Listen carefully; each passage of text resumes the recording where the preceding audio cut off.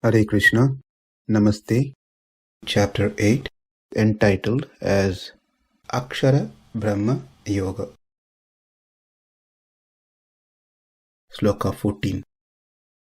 Ananya-cetāḥ satataṁ yo mam smarati nityaśaḥ tasyāhaṁ su-labhaḥ pārtha nitya-yuktasya yoginaḥ. Help him by increasing his love towards me, by providing an environment which is favorable for him. I provide him the association of the devotees. I provide him service. I provide him bona fide spiritual guru. I provide him every single thing that's needed for his progress, that is needed for him to remember me all the time without break. I continue to do this until he attains me. Attaining me is his goal. Attaining me is his object and objective. So I make sure he is successful in any endeavors that he is pursuing towards me. Now we can see that there seems to be some difference in the way the Lord reciprocates with his devotees, the jnanis, and with other devotees.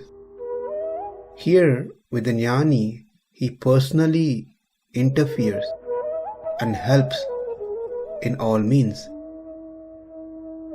That is because the others are attracted to other things, not Krishna. They keep Krishna as worshipable object, but their objectives are something else.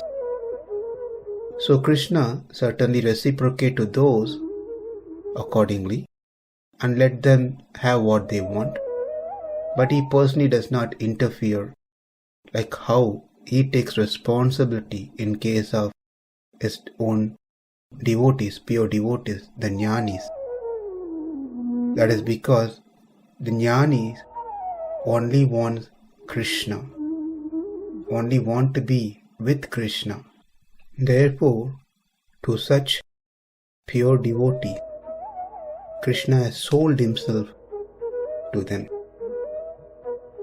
This shows Krishna's guna vishesha, meaning his special quality. It is no way to say that Krishna has a fault in his quality, showing differences. The Lord is merciful to all, there's no question about it. But he is specially inclined toward those who always serve him without deviation. Krishna wants to help such devotees in all possible ways. It is also stated in Kathopanishad, Yam ivaishe vrunute tene labhyas tasyāhaṁ atma vrunute tanum swam. The Lord shows himself, favors himself to one whom he chooses to be with. So one can argue, therefore it is not my choice to be a devotee, rather it is Krishna's choice. Whomever he wants, he will make them as a devotee. That's not the message here. The message for us is to behave and cultivate devotion in such a way the Lord wants to be with us. We become a chosen one by the Lord, by our actions. Another important point that we can note in this sloka is, like in the other cases where Krishna mentioned how to leave the body, by bringing the prana thoughts in between the eyebrows and then to the top of the head, etc. Nothing has been mentioned here about the jnani. All he needs to do is, without a break, always constantly remember Krishna, not think of anything else, not to get attracted to anything else, not to take shelter of anyone else. Everything is Krishna. Srila Prabhupada, at the end of his purport, speaks about these two words, satataṁ, nityaśaḥ, which means always, regularly, every day, without any break. It's not that Saturday and Sunday are holidays, therefore I will not think about Krishna.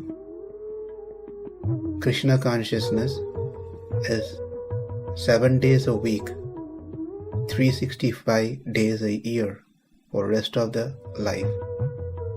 There's no break in Krishna consciousness.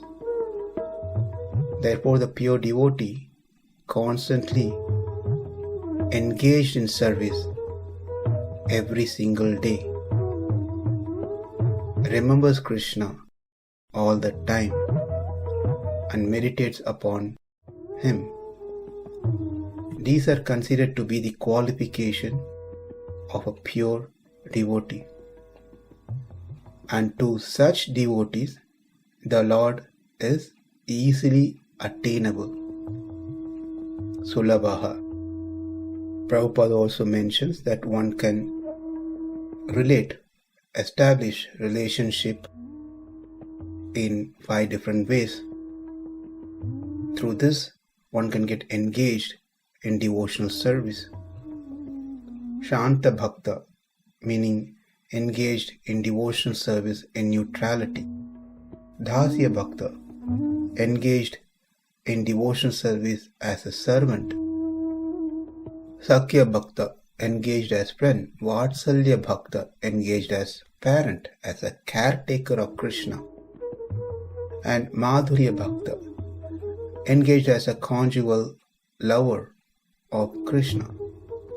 In any of these ways, a pure devotee is always constantly engaged in the transcendental loving service of the Supreme Lord and cannot forget Krishna.